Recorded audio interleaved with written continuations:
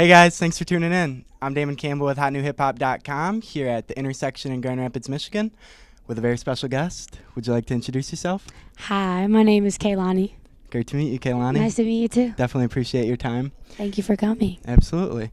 Now, I love your new song with Kyle, Just a Picture, and you're actually no stranger to when it comes to singing about relationships and social media together, right? Because I got a line for you if it, let me know if it rings a bell at all. I threw away the phone, don't have your number, you're not even a friend to MySpace. Oh my goodness, how do you know that song? Oh, I made that song when I was 12 or something. That was like the first song I ever made. But seriously, how did you find that song? I just try to come prepared. Oh my gosh. That was Crush? Yes, that's like the first song I ever made ever my whole life. Wow, that's so crazy. How did that come together?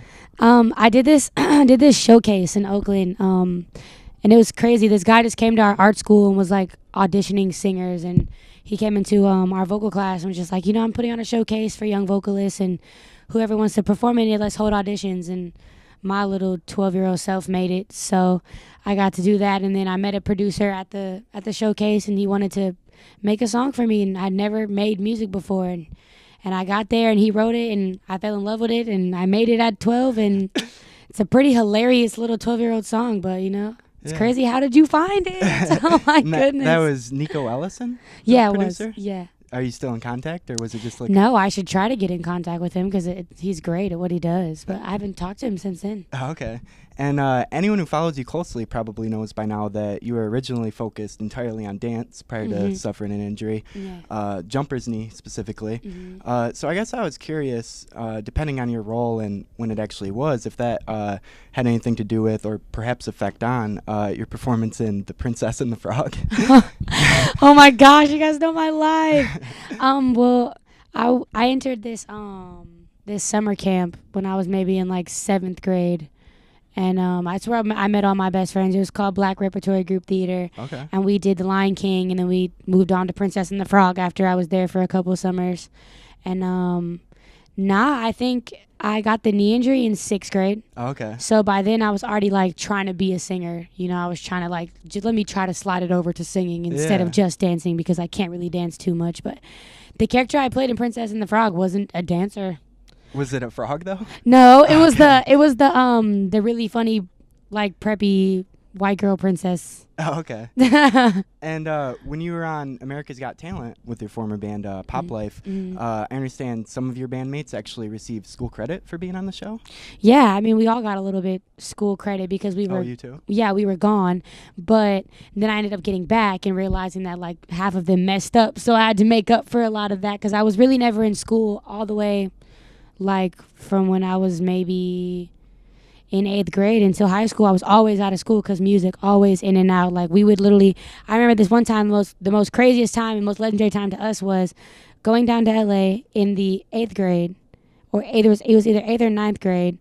Maybe, I think it was 8th grade. Okay. And we go and do the Jamie Foxx show. Stevie Wonder randomly comes out and plays with us. Wow. And then we couldn't be at the bar after the performance because it was a bar. We're 8th graders. So we literally get on the road, walk off stage, get in the van, get on the road, and go to school. That's crazy. In our show clothes with our suitcases in school. And we're all sitting in class looking at each other like nobody knows we just got off stage with Stevie Wonder. Because we weren't ones to flex, So we're just sitting there like looking at each other like, none of this shit matters, man. We're just here. Like, nobody knows what we just did. Literally 6 hours ago. Yeah. So yeah, school and music was always like butting heads. But was it because of it being an art school that they were, or a theater school, that they were cool with it? Yeah, it was an art school, and what was really cool about it was, we got to approach the principal like, yo, like, you kind of shaped us as artists, being that this is the art school where we met at. We wouldn't be a band if we didn't all go to this school and get to work on our talents here together.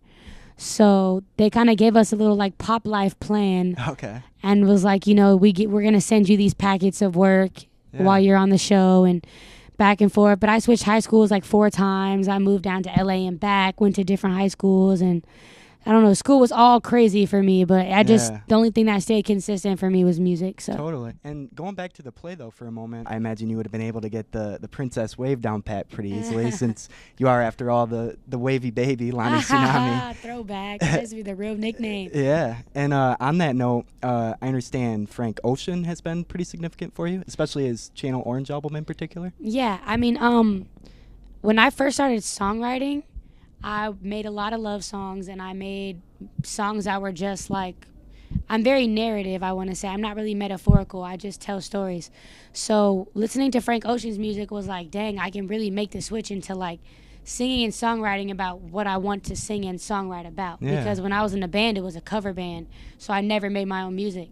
And then I was peeping a lot of the Frank Ocean stuff before a lot of people was like figuring that whole thing out. So yeah. I'd already was picking it apart. Right. So it was like, dang, he can really sing about whatever he wants to sing about, and people are loving it. Like, I can do whatever the fuck I want. Yeah. So Channel Orange definitely, that was a little later in his career, but Frank Ocean period definitely helped. Yeah. He was a strong standpoint in my writing. And even just in your life, like, helped you get through some of your rougher times. Yeah, when I met the producer of Channel Orange, like, I ended up going to the studio, or not Channel Orange, he did a lot of Nostalgia Ultra. Okay. I went to the studio, my friend brought me there, I'm like listening to a bunch of stuff, and then I'm playing him stuff, and afterwards he's like, okay, well, let me play you some stuff that I did. I had no idea who he was. Yeah. He starts playing Nostalgia Ultra, and I'm like, wait a minute, and I stop it, and I'm like, dude, shake my hand. Like, you made the album that, like, when it came out, like, I needed it to come out. Like, yeah. It was perfect for the time frame that it came out. Totally. So I thanked him, like, right there. Like, I'm not meaning to be weird, but I need to shake your hand seriously. So yeah, definitely. Yeah. And you've mentioned like being homeless in the past before, but pretty conveniently, was there also like a time when some random person was like sending free weed to your house each month? Oh man, there's been so many. That was okay. So I was homeless in maybe like end of 10th, 11th grade, like all of 11th grade. Just I left my house at 16.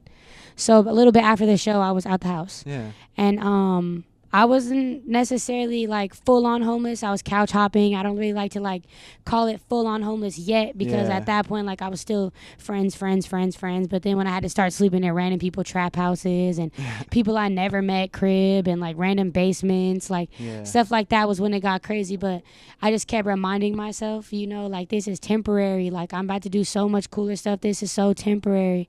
So yeah, I don't know. The homelessness was a lot.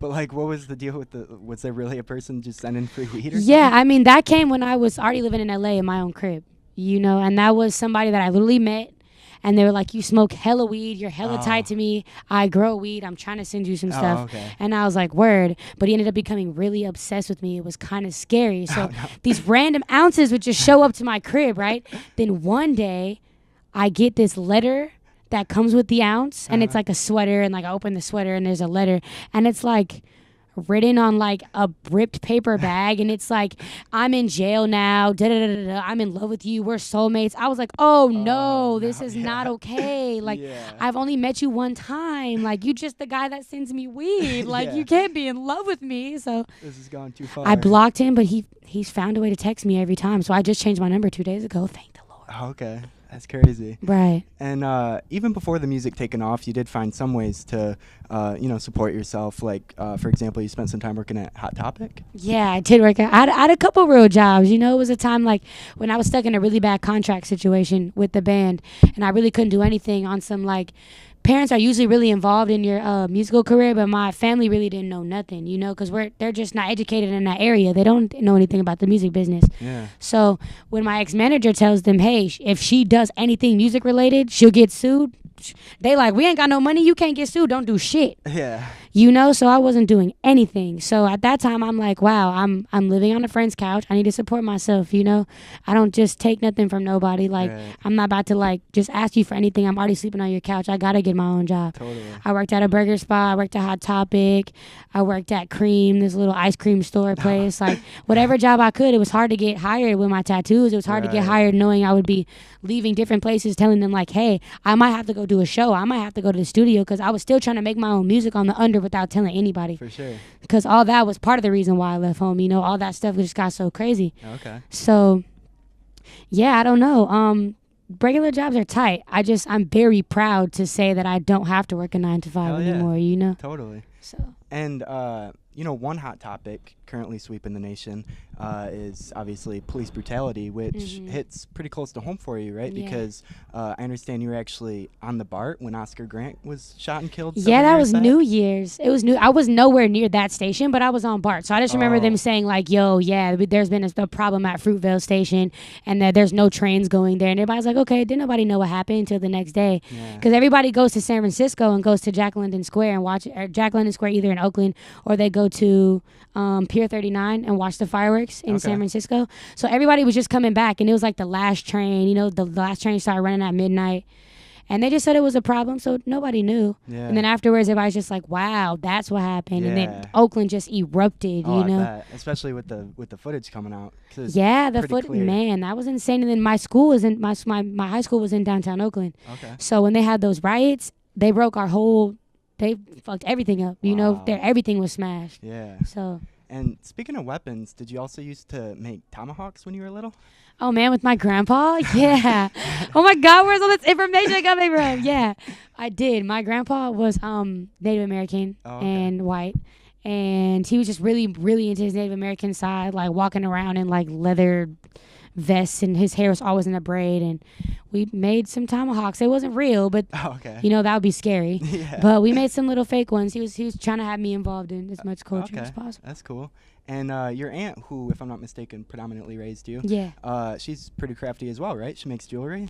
Oh, that's my other auntie. My other auntie makes jewelry. My auntie is just a beautiful woman who's just good at many things. Oh, okay. Do you ever rock any of the jewelry? I do sometimes. She made me these like earrings that look like joints, and they literally like look like joints are hanging out my ears. And people have walked up to me like, "Can I smoke those?" I'm like, "Are you crazy?" Like, no, I wouldn't walk around with real weed hanging out my ear. I would have been smoked it by now. Yeah. So. Did you get any strange looks from anyone when you wound up in a penis piercing parlor by accident? Oh, my God. Yeah, that was actually really strange. I don't remember what I was looking for, but I was with my friend, and we were on Haight Street.